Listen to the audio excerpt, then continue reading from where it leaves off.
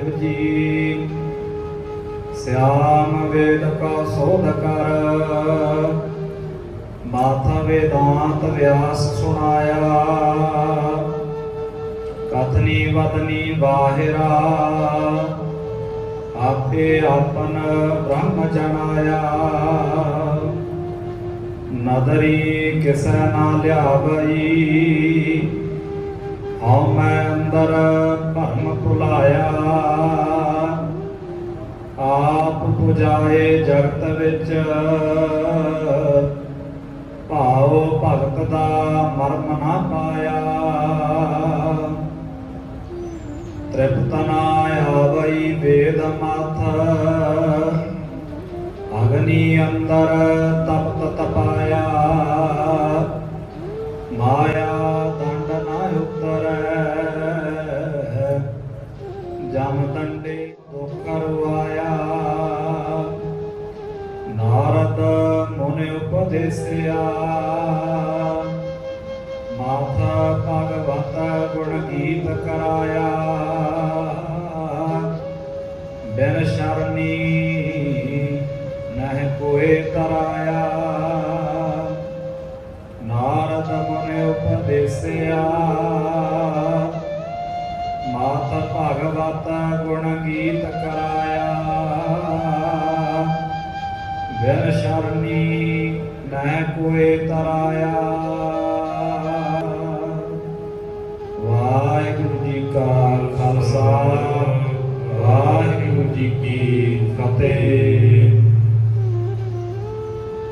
परम सम्मानियो हजूरी अनवर मुजस्मा सिफतो सवार। धन धन श्री गुरु ग्रंथ साहिब महाराज जी की पावन मुकद्दस हजूरी के अंदर रोजाना की तरह संध्या के दीवाना की हाजरी भर करके गुरु प्यार वालियां पासों सतगुरां की मुबारक बाणी के रस भन्ने कीर्तन के नाल संज बना रहे सां। उपरंत भाई साहब भाई गुरदास जी दियां लड़ीवार वारां दी विचार दे नाल सांझ बनाउण दा सुभाग समां प्राप्त होया है। इस लड़ी के तहत पिछलेरे दीवाना के अंदर पहली वार दियां 10 पौड़ियां दी विचार आप जियां दे नाल सांझी कीती सी। अगलेरी 11वीं पौड़ी जिसका पाठ आप जियां ने सत्कारयोग भाई साहब पासों श्रवण किया है, इसकी विचार सांझी करनी है। आओ विचारां दी आरंभता तो पहला गुरु चरणों के अंदर हाजरी लवाइए। बड़े प्यार अते अदब सहित आखो जी सतनाम श्री वाहिगुरु साहिब जी। वाहिगुरु जी श्याम वेद का शोध कर, माथा वेदांत व्यास सुनाया। पहले दो वेदां की गल आपां सांझी कीती सी। पहला जिहड़ा न्याय शास्त्र है, जिसनूं गौतम ऋषि ने ऋग्वेद नूं मत के उहदा सार लिखिया न्याय शास्त्र के अंदर।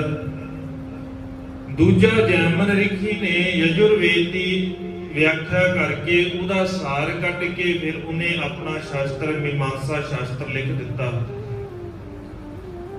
तीसरा शास्त्र लिखण वास्ते व्यास ऋषि ने हुण इन्हें घोख आरंभ कीती। इन्हें साम वेद नूं पढ़िया। जदों साम वेद नूं पढ़िया, साम वेद नूं घोख करके समझ करके इसने ये जिहड़ा तीसरा दर्शन है, तीसरा शास्त्र है, इन्हें वेदांत शास्त्र लिखिया है।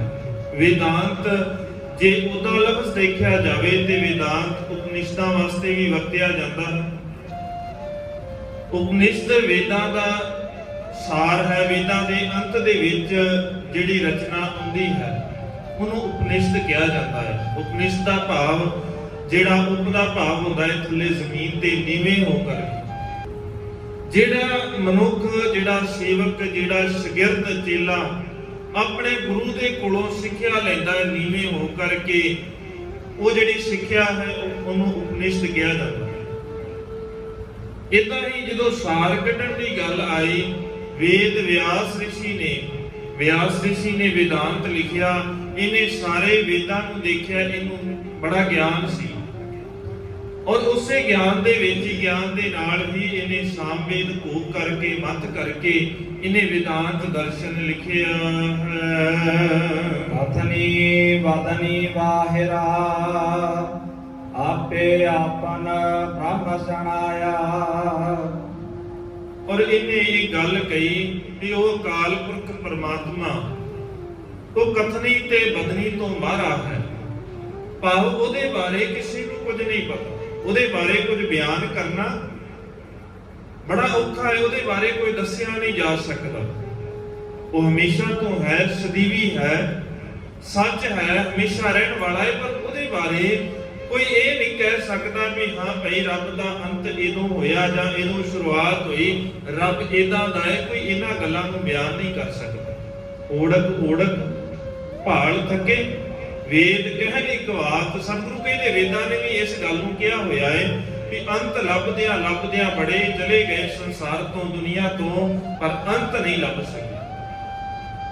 ਕਿਉਂਕਿ ਉਸ ਅਕਾਲ ਪੁਰਖ ਦਾ ਅੰਤ, ਕਿਸੇ ਵੀ ਚੀਜ਼ ਦਾ ਅੰਤ ਉਹੀ ਲੱਭ ਸਕਦਾ ਹੈ ਜਿਸ ਨੂੰ ਪਤਾ ਹੈ। ਜਿਸ ਨੂੰ ਪਤਾ ਹੀ ਨਹੀਂ ਜਿਹੜੀ ਚੀਜ਼ ਦਾ, ਉਹ ਅੰਤ ਨਹੀਂ ਲੱਭ ਸਕਦਾ। ਜਿਹਨੇ ਦੇਖਿਆ ਹੀ ਨਹੀਂ ਅਜੇ, ਜਿਹਨੂੰ ਸ਼ੁਰੂਆਤ ਦਾ ਹੀ ਨਹੀਂ ਪਤਾ, ਉਹ ਅੰਤ ਕਿਵੇਂ ਲੱਭੇਗਾ।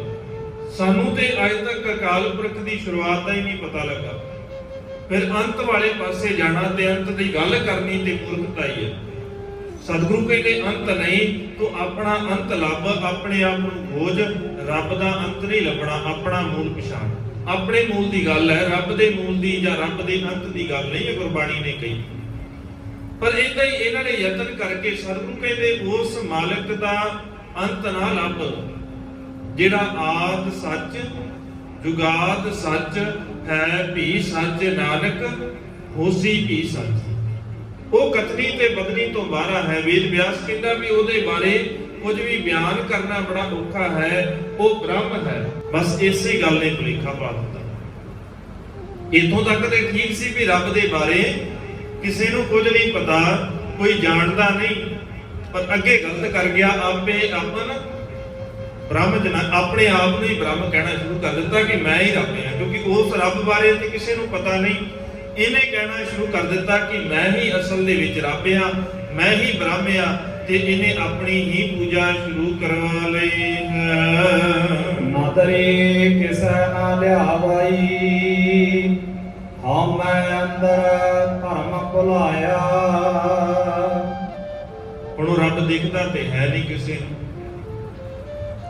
ਕਿਸੇ ਨੂੰ ਪਤਾ ਤੇ ਹੈ ਨਹੀਂ ਵੀ ਰੱਬ ਰਹਿੰਦਾ ਕਿੱਥੇ ਹੈ। ਸਤਿਗੁਰੂ ਕਹਿੰਦੇ ਦਿਖਦਾ ਏ, ਪਰ ਦਿਖਦਾ ਕਿਸੇ ਹੋਰ ਨੂੰ ਹੈ। ਨਾਨਕ ਸੇ ਅਖੜੀਆਂ ਬਿਆਨ ਜਿਨੇ ਦਸੰਦੋ ਮਾਂ ਪਿਰੀ। ਉਹ ਦੇਖਣ ਦਾ ਢੰਗ ਵੱਖਰਾ ਹੈ, ਇਦਾਂ ਨਹੀਂ ਦਿਖੇਗਾ। ਸਤਿਗੁਰੂ ਕਹਿੰਦੇ ਇਹ ਭਰਮ ਦੇ ਵਿੱਚ ਪੈ ਗਿਆ, ਇਹ ਭੁਲੇਖੇ ਦੇ ਅੰਦਰ ਪੈ ਗਿਆ।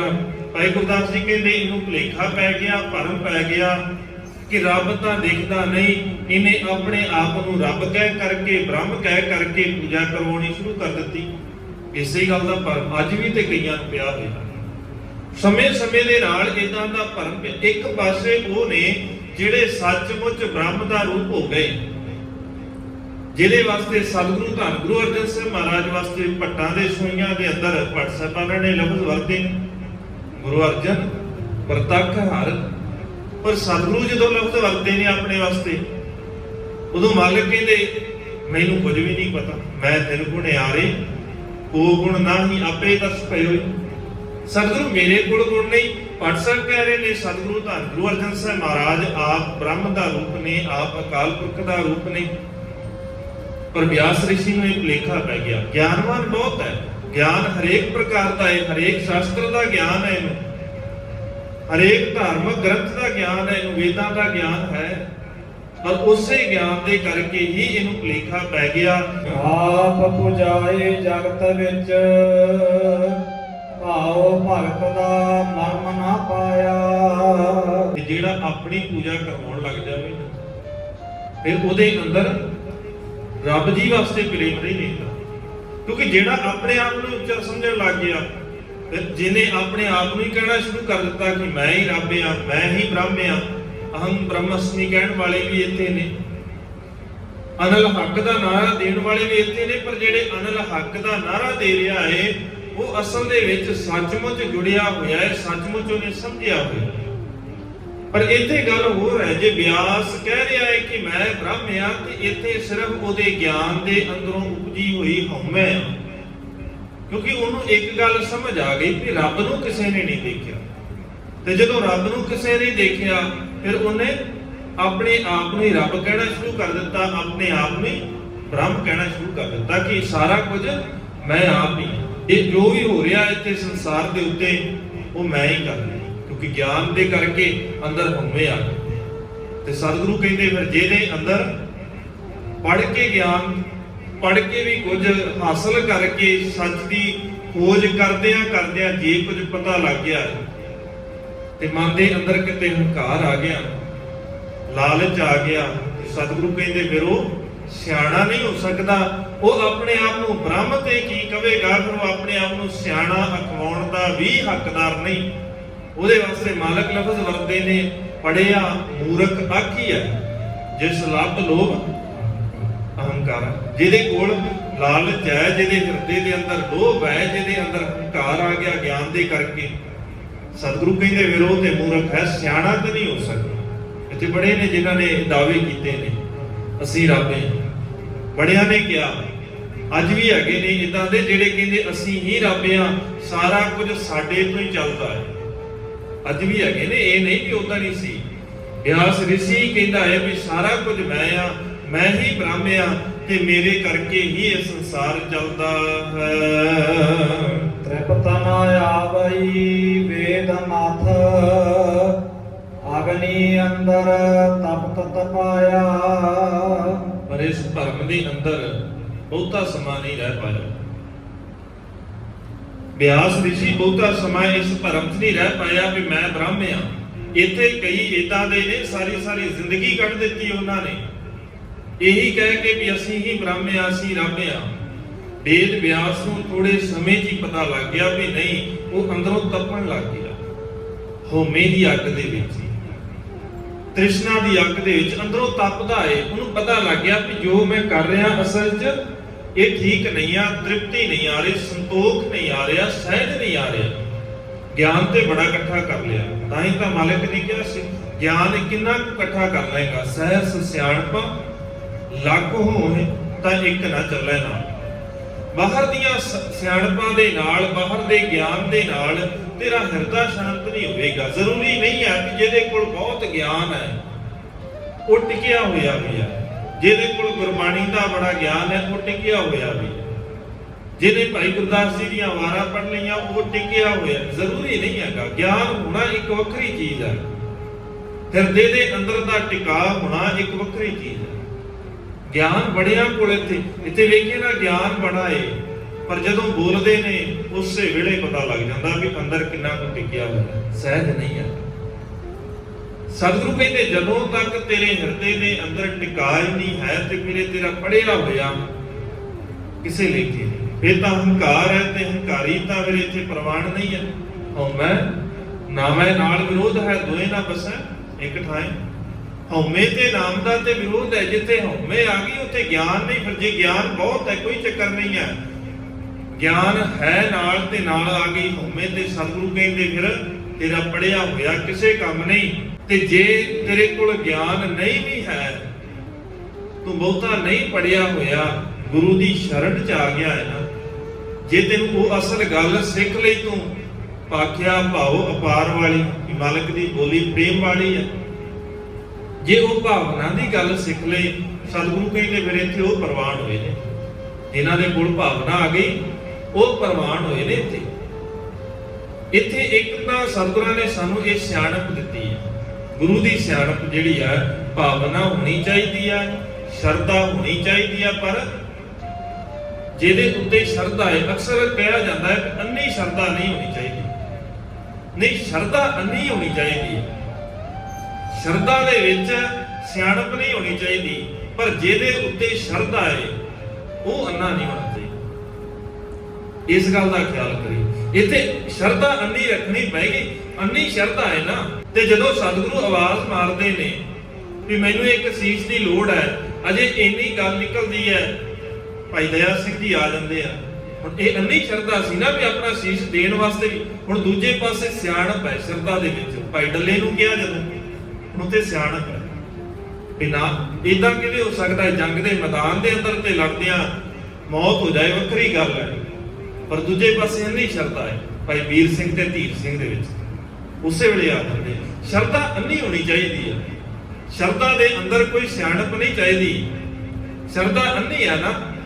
ਤਾਂ ਗੁਰੂ ਅਮਰਦਾਸ ਸਾਹਿਬ ਮਹਾਰਾਜ ਕਿੰਨੀ ਵਾਰ ਥੜਾ ਬਣਾਉਂਦੇ ਨੇ, ਥੜੇ ਨੂੰ ਢਵਾ ਦਿੰਦੇ ਨੇ। ਇੱਕ ਪਾਸੇ ਸਿਆਣਪ ਹੈ, ਉਹ ਸਿਆਣਪ ਕਹਿੰਦੀ ਹੈ ਵੀ ਤੇਰਾ ਦਿਮਾਗ ਹਿੱਲ ਗਿਆ ਹੈ, ਉਮਰ ਜ਼ਿਆਦਾ ਹੋ ਗਈ ਹੈ, ਇਸ ਕਰਕੇ ਤੈਨੂੰ ਪਤਾ ਨਹੀਂ ਲੱਗਦਾ। ਦੂਜੇ ਪਾਸੇ ਅੰਨੀ ਸ਼ਰਧਾ ਹੈ। ਭਾਈ ਜੇਠਾ ਕਹਿੰਦਾ ਵੀ ਨਹੀਂ ਸਤਿਗੁਰੂ ਤੂੰ ਬਖਸ਼ਿਸ਼ ਕਰ, ਮੈਂ ਦੁਬਾਰਾ ਤੋੜ ਕੇ ਫਿਰ ਬਣਾ ਦੂੰਗਾ, ਮੈਂ ਤੀਜੀ ਵਾਰ ਬਣਾ ਦਵਾਂਗਾ, ਮੈਂ ਚੌਥੀ ਵਾਰ, ਬਸ ਤੂੰ ਕਿਰਪਾ ਕਰ, ਤੂੰ ਸਿਆਣਪ ਬਖਸ਼, ਤੂੰ ਕਿਰਪਾ ਕਰ, ਰਹਿਮਤ ਕਰ, ਮੈਨੂੰ ਜਾਚ ਆ ਜਾਏ ਕਿ ਤੈਨੂੰ ਪ੍ਰਵਾਨ ਹੋ ਜਾਵਾ। ਸ਼ਰਧਾ ਅੰਨੀ ਹੈ। ਗੱਲ ਵੀ ਸ਼ਰਧਾ ਅੰਨੀ ਹੋਣੀ ਚਾਹੀਦੀ ਹੈ, ਪਰ ਇਹ ਖਿਆਲ ਰੱਖੀਏ ਵੀ ਜਿਹਦੇ ਉੱਤੇ ਸ਼ਰਧਾ ਹੈ ਨਾ ਉਹ ਅੰਨਾ ਨਹੀਂ ਹੋਣਾ ਚਾਹੀਦਾ। ਕਿਉਂਕਿ ਅੱਜ ਸਾਡੀ ਸ਼ਰਧਾ ਕਈ ਵਾਰ ਫਲਾਣੇ ਡੇਰੇ ਤੇ ਜਾਣੇ ਜੀ, ਉੱਥੇ ਸਾਡੀ ਸ਼ਰਧਾ ਬੜੀ ਹੈ, ਪਰ ਉੱਥੇ ਬਹੁਤੀ ਵਾਰ ਅੰਨੀ ਸ਼ਰਧਾ ਹੁੰਦੀ। ਕਿਉਂਕਿ ਜਿਹੜਾ ਸਾਹਮਣੇ ਆ ਨਾ ਜਿਹਦੇ ਉੱਤੇ ਸ਼ਰਧਾ ਹੈ ਉਹਦਾ ਕਿਰਦਾਰ ਇਹਨੇ ਨੀਵੇਂ ਪੱਧਰ ਦਾ ਹੁੰਦਾ ਹੈ, ਫਿਰ ਵੀ ਉਹਦੇ ਉੱਤੇ ਸ਼ਰਧਾ ਹੈ, ਫਿਰ ਵੀ ਮੰਨਦੇ ਆ। ਅੱਜ ਵੀ ਹੈਗੇ ਨੇ, ਪਤਾ ਹੈ ਦੁਨੀਆ ਨੂੰ ਪਤਾ ਲੱਗ ਗਿਆ ਵੀ ਇਹਦਾ ਕਿਰਦਾਰ ਬੜਾ ਨੀਵਾਂ ਹੈ, ਪਰ ਅੱਜ ਵੀ ਸਰਸੇ ਵਾਲੇ ਦੇ ਡੇਰੇ ਦੇ ਉੱਤੇ ਲੈਣਾ ਲੱਗਦੀਆਂ। ਅੱਜ ਵੀ ਲੋਕ ਤੁਰੇ ਫਿਰਦੇ ਆ, ਜਾਂਦੇ ਆ ਨਾ, ਉੱਥੇ ਪਤਾ ਵੀ ਹੈ ਵੀ ਕੁਕਰਮੀ ਹੈ, ਮੰਦੇ ਕਰਮ ਕਰਦਾ ਹੈ, ਸਭ ਨੂੰ ਪਤਾ ਹੈ ਤਾਂ ਨੀਵਾਂ ਹੈ ਕਿਰਦਾਰ ਪੱਖੋਂ, ਉਹਦੇ ਕੋਲ ਲੋਕ ਤੁਰੇ ਫਿਰਦੇ। ਇਦਾਂ ਦਾ ਸੁਭਾਅ ਨਹੀਂ ਹੋਣਾ ਚਾਹੀਦਾ। ਇੱਥੇ ਵੀ ਬਿਆਸ ਰਿਸ਼ੀ ਦਾ ਵੀ ਹਾਲ ਇਹੀ ਸੀ। ਸਮਾਂ ਪਾ ਕੇ ਪਹਿਲੋਂ ਤੇ ਬੜਾ ਅੰਦਰ ਹਉਮੈ ਸੀ ਵੀ ਮੇਰੇ ਕੋਲ ਬੜਾ ਗਿਆਨ ਹੈ, ਔਰ ਇਸ ਗਿਆਨ ਨੇ ਉਹਨੂੰ ਤੰਗ ਕੀਤਾ, ਪਰ ਜਦੋਂ ਸਮਾਂ ਆਇਆ ਪਤਾ ਲੱਗ ਗਿਆ ਅੰਦਰ ਟਿਕਦਾ ਨਹੀਂ, ਇਸ ਸਿਆਣਪ ਦੇ ਨਾਲ ਤ੍ਰਿਪਤੀ ਨਹੀਂ ਹੁੰਦੀ, ਸਹਿਜ ਨਹੀਂ ਆ ਰਿਹਾ, ਤੇ ਉਹ ਜਾ ਕੇ ਫਿਰ ਰੋਣ ਲੱਗ ਗਿਆ, ਪੁੱਛਣ ਲੱਗ ਗਿਆ ਵੀ ਹੁਣ ਮੈਂ ਕਿਹੜਾ ਕਰਮ ਕਰਾਂ। ਮਾਇਆ ਦੰਡ ਨਾ ਉਤਰੈ, ਜਮ ਦੰਡੇ ਬਹੁ ਦੁਖ ਰੁਆਇਆ। ਹੁਣ ਮਾਇਆ ਨੇ ਪ੍ਰਭਾਵ ਪਾਇਆ, ਟਿਕਾ ਨਹੀਂ ਹੁੰਦਾ, ਕਿਉਂਕਿ ਗਿਆਨ ਸੀ, ਔਰ ਗਿਆਨ ਦੀ ਹਉਮੈ ਨੂੰ ਕੱਟਣਾ ਬੜਾ ਔਖਾ। ਦੂਜਾ ਸੌਖਾ ਹੈ, ਜਿਹਦੇ ਕੋਲ ਗਿਆਨ ਨਹੀਂ, ਅਗਿਆਨਤਾ ਦੇ ਵਿੱਚ ਹੈ, ਉਹ ਛੇਤੀ ਜਾਗ ਜਾਂਦਾ, ਉਹਨੂੰ ਛੇਤੀ ਸਮਝ ਆ ਜਾਂਦੀ ਵੀ ਮੈਨੂੰ ਮੈਂ ਗਲਤੀ ਕਰਦਾ ਹੈ, ਮੈਨੂੰ ਇਸ ਚੀਜ਼ ਦਾ ਪਤਾ ਨਹੀਂ, ਗੁਰੂ ਨੇ ਦੱਸਿਆ ਹੈ ਤੇ ਮੈਂ ਮੰਨ ਲੈਣਾ। ਜਿਹਦੇ ਕੋਲ ਅਗਿਆਨਤਾ ਹੈ, ਜਿਹਦੇ ਕੋਲ ਗਿਆਨ ਹੈ ਨਾ, ਫਿਰ ਉਹ ਪਹਿਲੋਂ ਤੇ ਆਪਣੇ ਗਿਆਨ ਦੇ ਨਾਲ ਸਾਰਾ ਜ਼ੋਰ ਲਾਉਂਦਾ ਹੈ ਵੀ ਸਾਹਮਣੇ ਵਾਲੇ ਨੂੰ ਮੈਂ ਮਨਾ ਦਵਾਂ ਕਿ ਨਹੀਂ ਭਾਈ ਮੈਂ ਠੀਕ ਹਾਂ, ਤੂੰ ਗਲਤ ਹੈ। ਜਿਹਦੇ ਕੋਲ ਗਿਆਨ ਹੈ ਉਹ ਬਹੁਤਾ ਤੰਗ ਹੁੰਦਾ। ਗਿਆਨ ਦੀ ਹਉਮੈ ਸਭ ਤੋਂ ਖਤਰਨਾਕ ਹੈ।